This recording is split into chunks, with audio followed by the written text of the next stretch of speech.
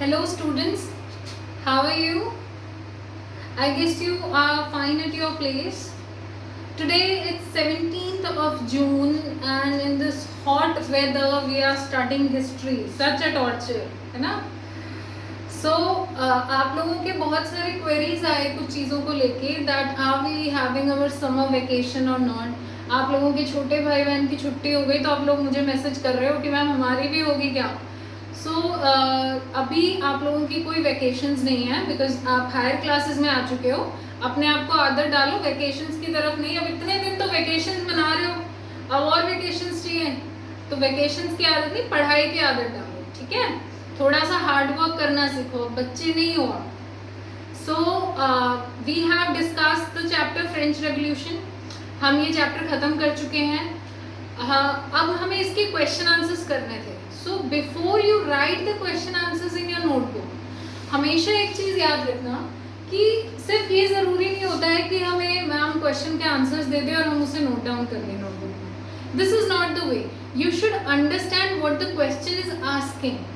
ऐसा क्यों करना ज़रूरी है? क्योंकि अगर नेक्स्ट ईयर जब आप बोर्ड एग्जाम्स में जाओगे, ज़रूरी नहीं है वही क्वेश्चन उठ के आएंगे जो आपको एनसीईआरटी में दिए गए होंगे.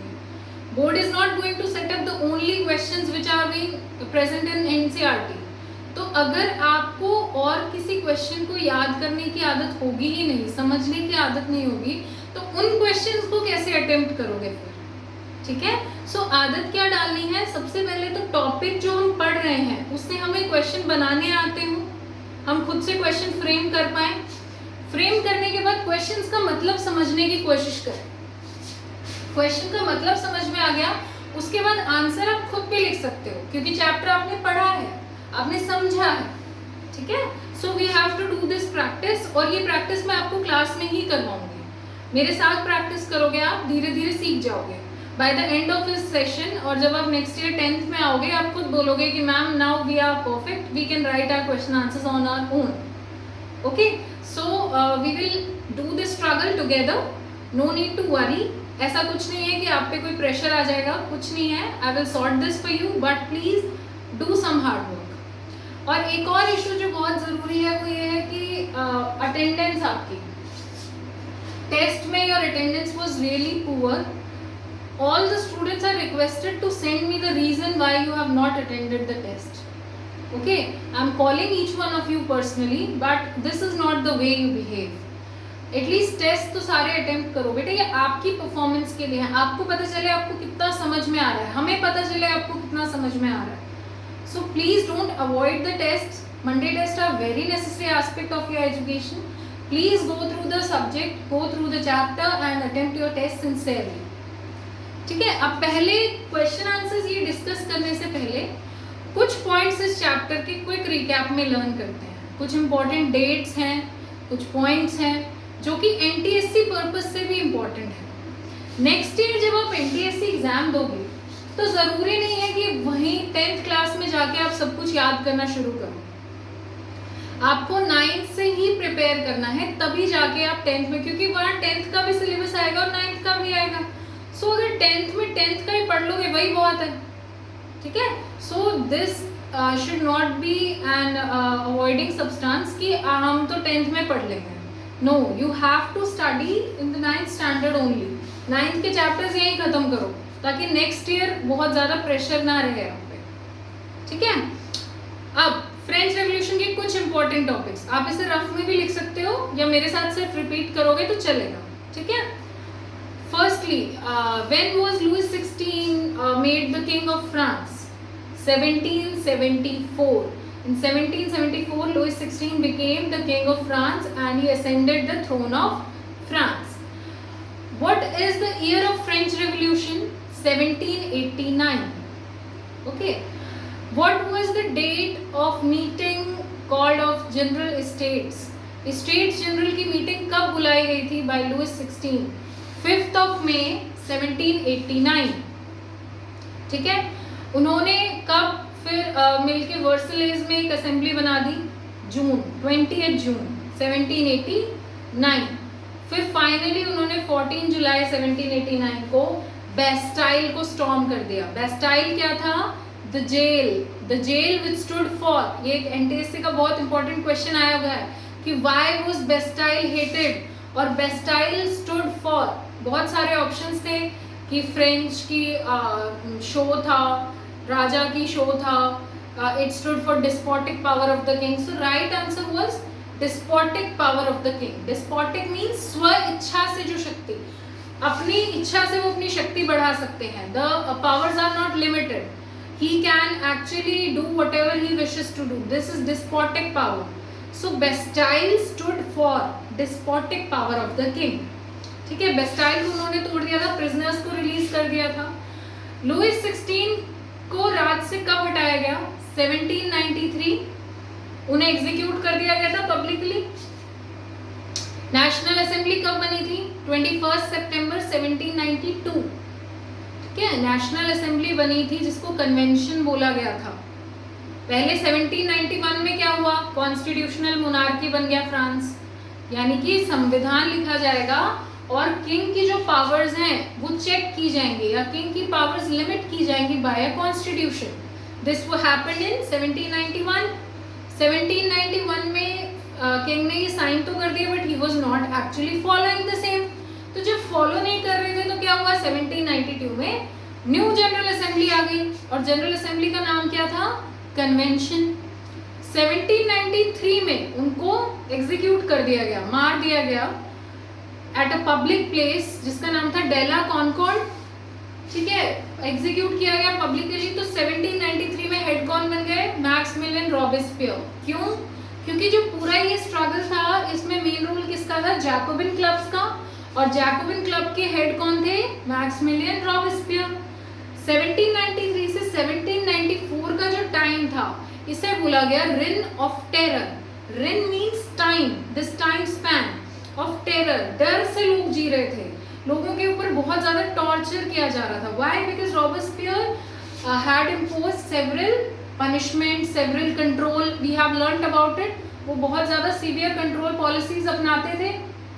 ओके, मैक्सिमम वेजेस, उन्होंने एक प्राइस सील कर दी थी। ठीक है, वुमेन के पॉलिटिकल क्लब्स बंद कर दिए थे, ये कुछ चीजें थी। वुमेन में जिनका सबसे ज्यादा इंपॉर्टेंट रोल था उनका नाम क्या था? Olympe de Gouges. She in 1791 what she wrote? Declaration of rights of women and citizen. क्यों? क्योंकि लोगों ने वहां पे क्या लिखा था 1791 में? Declaration of rights of man and citizen. So what she wrote that why are you avoiding us?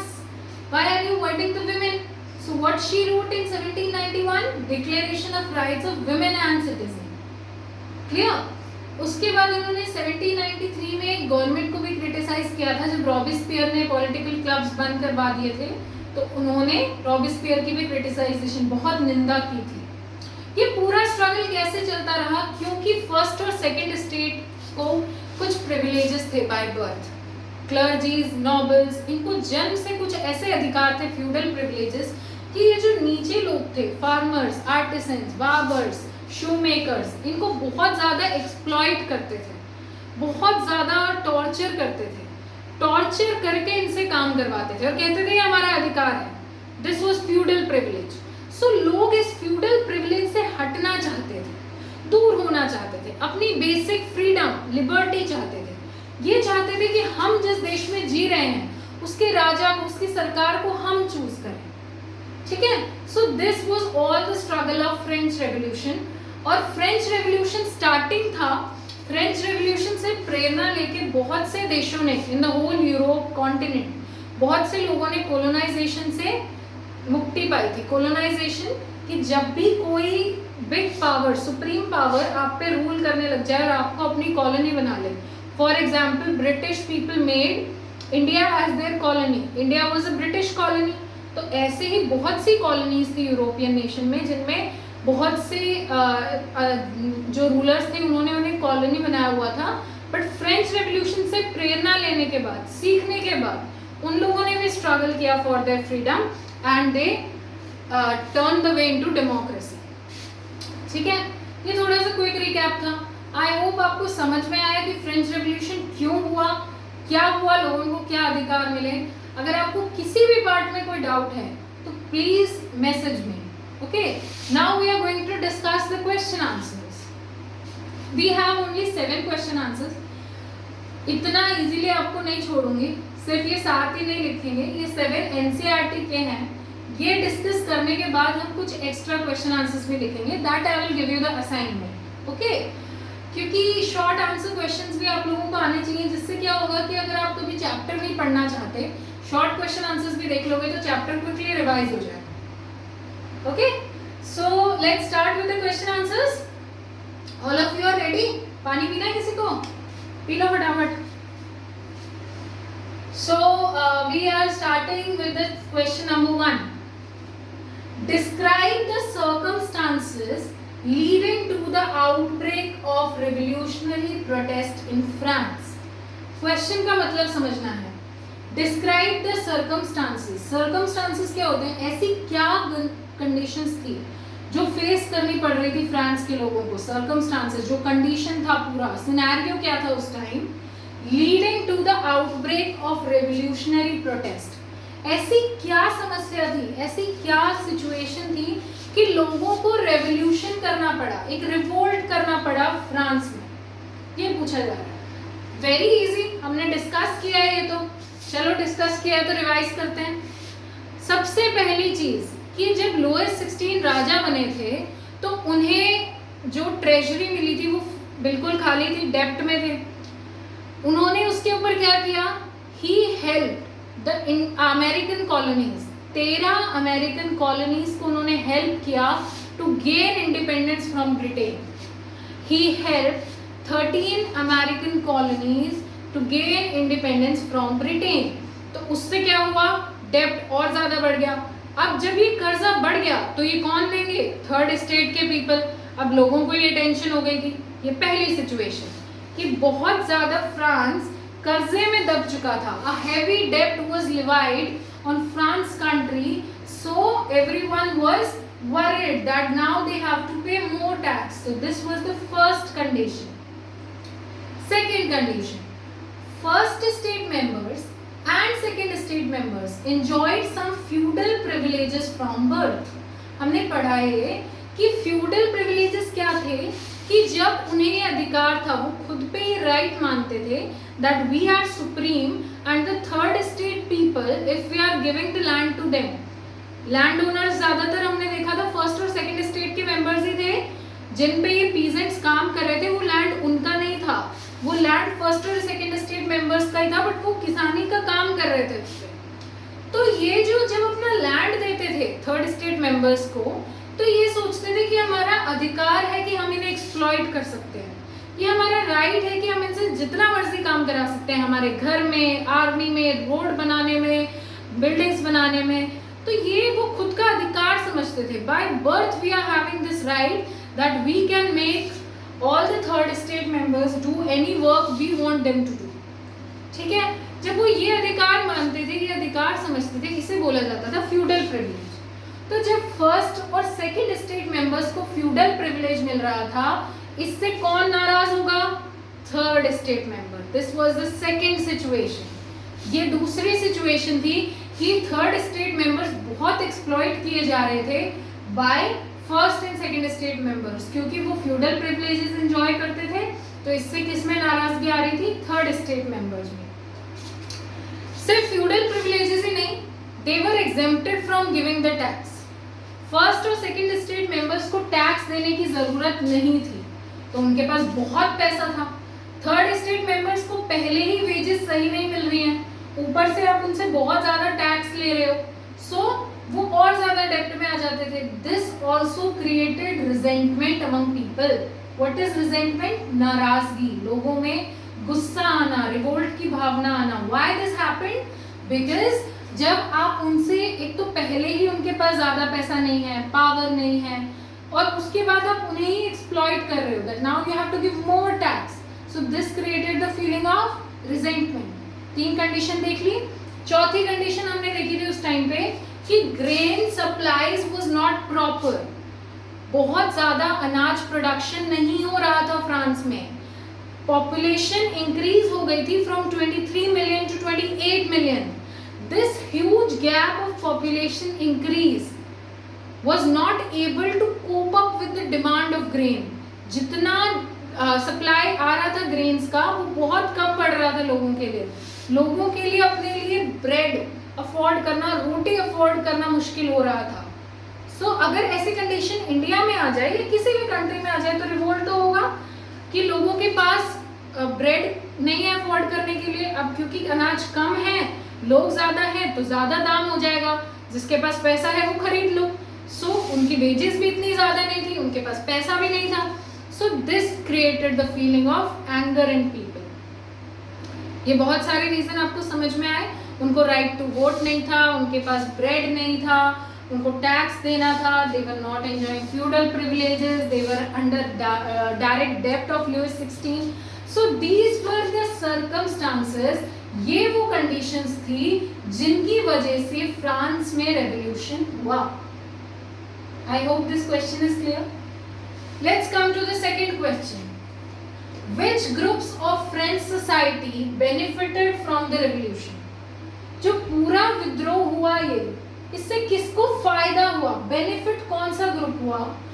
Which groups were forced to relinquish power? Relinquish अपनी पावर को वापस दे देना, खत्म कर देना. This is relinquish. कौन से ग्रुप ऐसे थे जिन्हें अपनी शक्ति को छोड़ना पड़ा? कौन से ग्रुप ऐसे थे जिनका फायदा हुआ रेवोल्यूशन से? And which sections of societies would have been disappointed?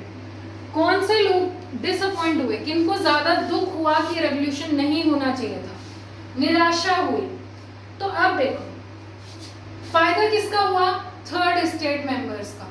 Mainly peasants and artisans and all the third state members were benefited from this revolution.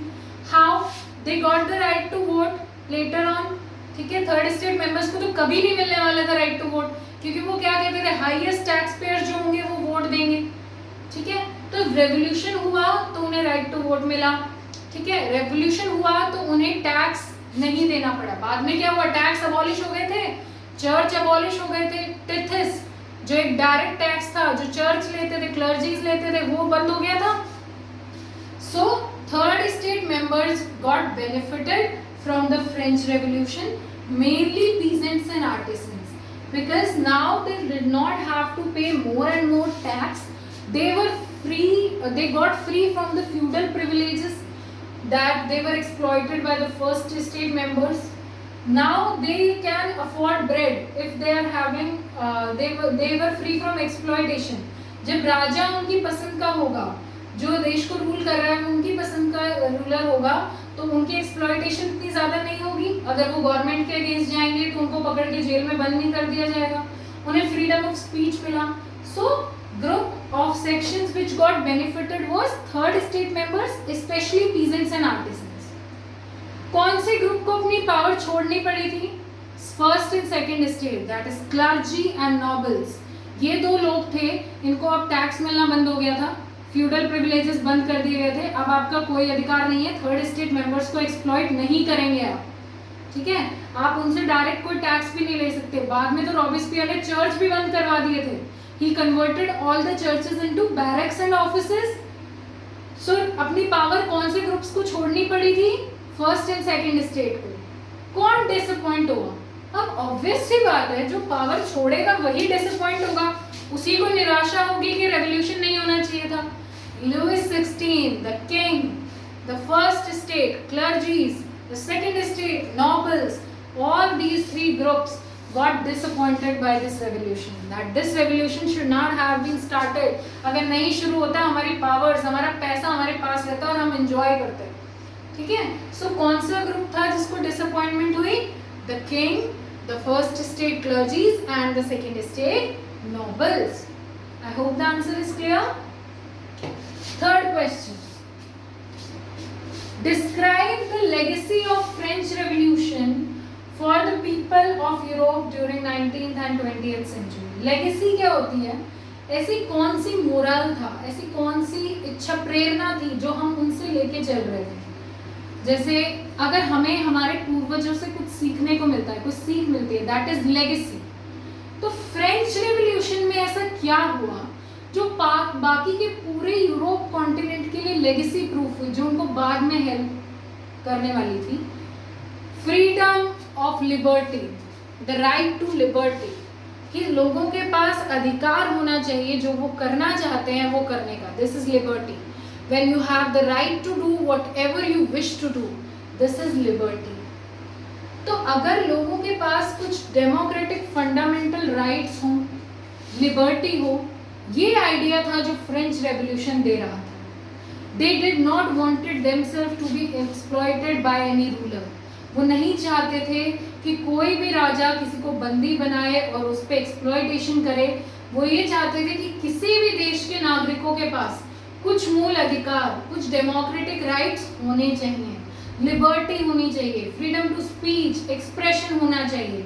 तो फ्रीडम, ये जो राइट्स जो चाहते थे, फ्रेंच रेवोल्यूशन ने ये स्ट्रगल किया था, सबने स्ट्रगल किया था मिलके for their rights, for right to vote, ताकि उन्हें बोलने का अधिकार हो, वो सरकार के खिलाफ बोल सके, सब अधिकारों के लिए.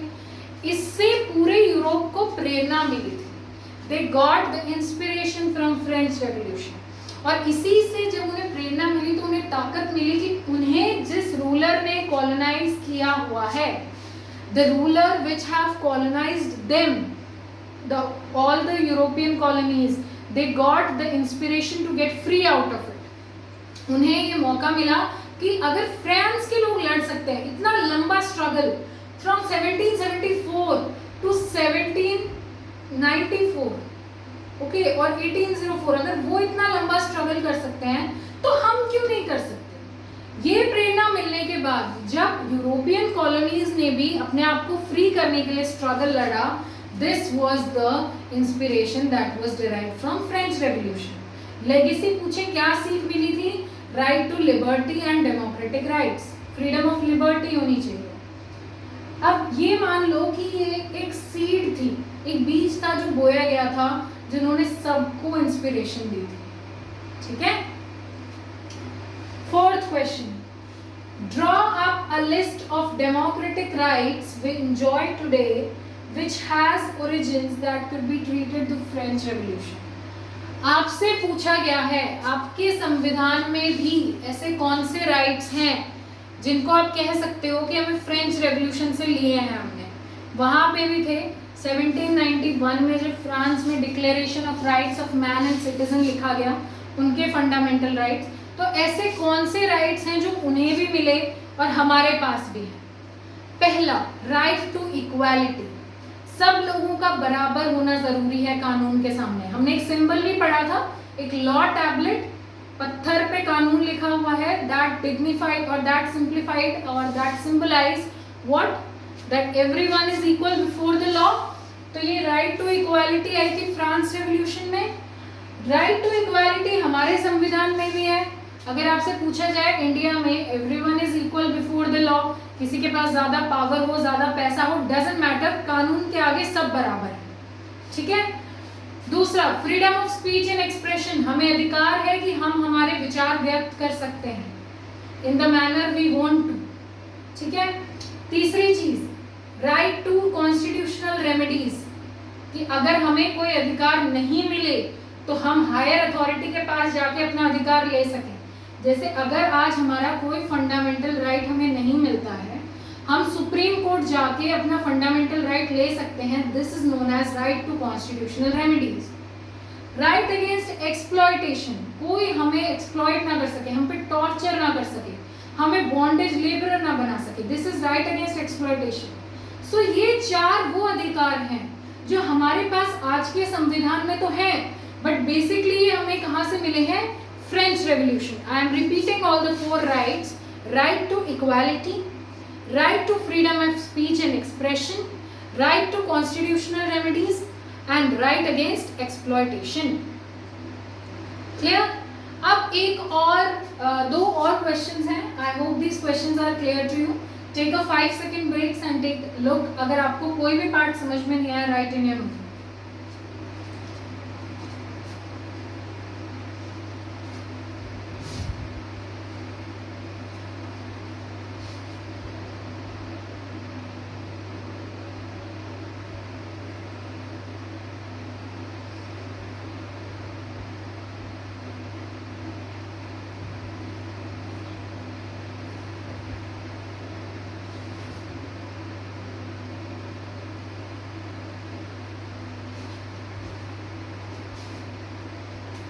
Okay, so is it clear?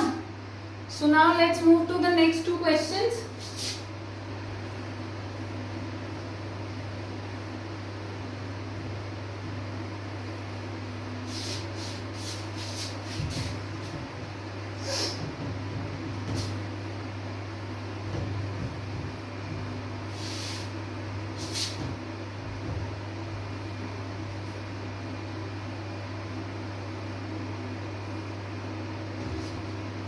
Next question जो आपसे पूछा जा रहा है, fifth one, what is the question that would you agree with the view that universal rights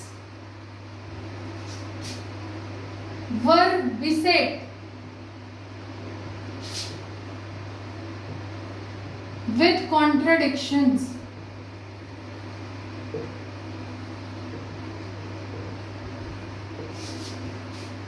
क्या आप ये मानते हो या इस विचार से सहमत हो कि जो राइट्स, जो अधिकार मिले थे फ्रांस के सिटीजन्स को, वो कॉन्ट्राडिक्टरी थे, मिले भी थे और नहीं भी मिले थे? यूनिवर्सल राइट्स कब मिले थे फ्रेंच सिटीजन्स को? 1791 में उन्होंने अधिकार लिखा था। 1791 में उन्होंने क्या लिखा था? Declaration of rights of man and citizen. तो इसमें ऐसे क्या अधिकार थे जो आपको लगता है कि लिखे तो गए बट उन्हें कंप्लीटली मिले नहीं? राइट टू वोट बोला गया था, मिल रहा है, बट किसको मिला था? एक्टिव सिटीजन्स को। पैसिव को मिला था? नहीं। क्यों? क्योंकि उन्होंने बोला था कि 3 मिलियन पीपल्स, वो लोग जिनकी जो टैक्स देते हैं, वेजेस 3 दिन, जो एक लेबरर की वेज है, एक लेबरर की जो वेज है 3 दिन की ऑफ 3 डेज, इसके इक्वल अगर कोई टैक्स पे करता है, किसी भी मजदूर की दिहाड़ी, जो 3 दिन की दिहाड़ी है, उसके बराबर अगर आप टैक्स देते हो और आप 25 साल से ज्यादा उम्र के हो, तो ही आपको राइट टू वोट मिलेगा। अरे फिर तुमने right to vote declaration of rights में क्यों लिखा जब सबको अधिकार ही नहीं है?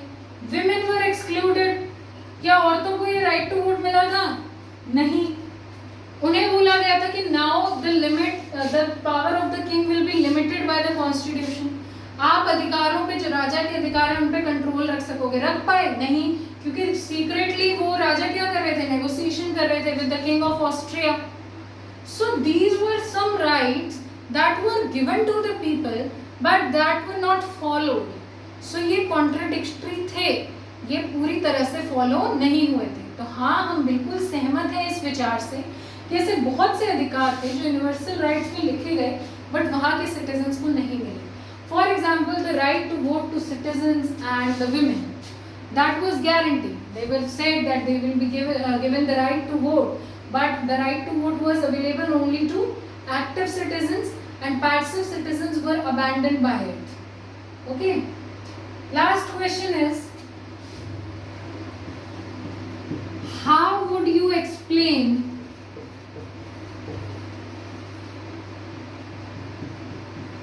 the rise of Napoleon?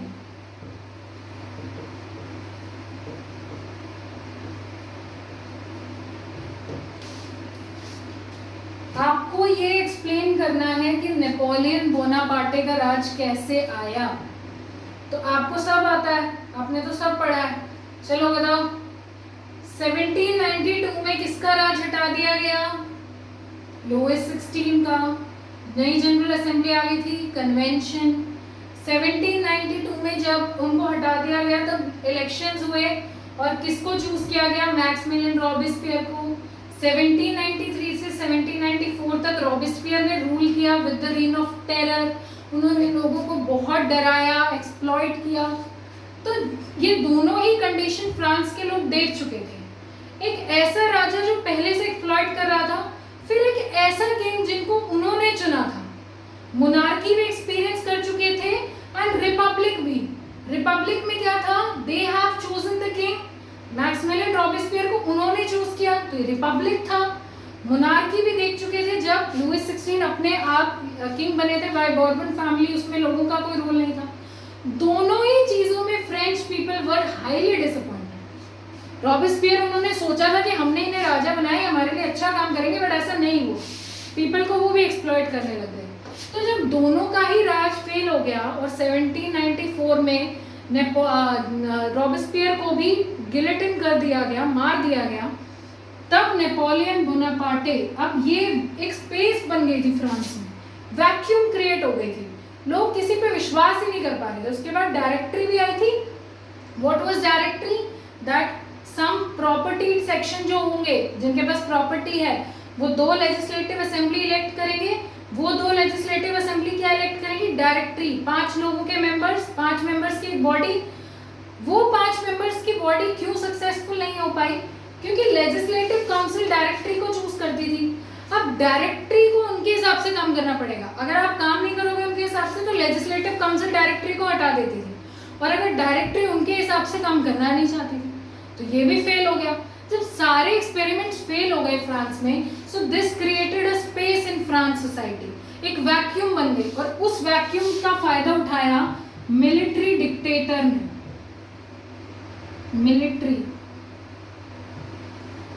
Military dictator ने, एक ऐसे तानाशाह जो मिलिट्री से बिलोंग करते थे, नेपोलियन बोनापार्टे, उन्होंने इस स्पेस, इस वैक्यूम का फायदा उठा के खुद को किंग डिक्लेयर कर दिया, and he saw himself as the modernizer of Europe. I hope all these 6 question answers are clear to you. If any answer is not clear to you, just write down that question in the message and send me. Okay? अब मैं आपको इसकी PDF भेज दूंगी। इस पूरी video को समझने के बाद, जब आपको एक एक क्वेश्चन समझ में आ जाए, उसके बाद आप इन क्वेश्चन आंसर्स को नोटबुक में लिखोगे, and I want the work of all the students by tomorrow. Have a very good day.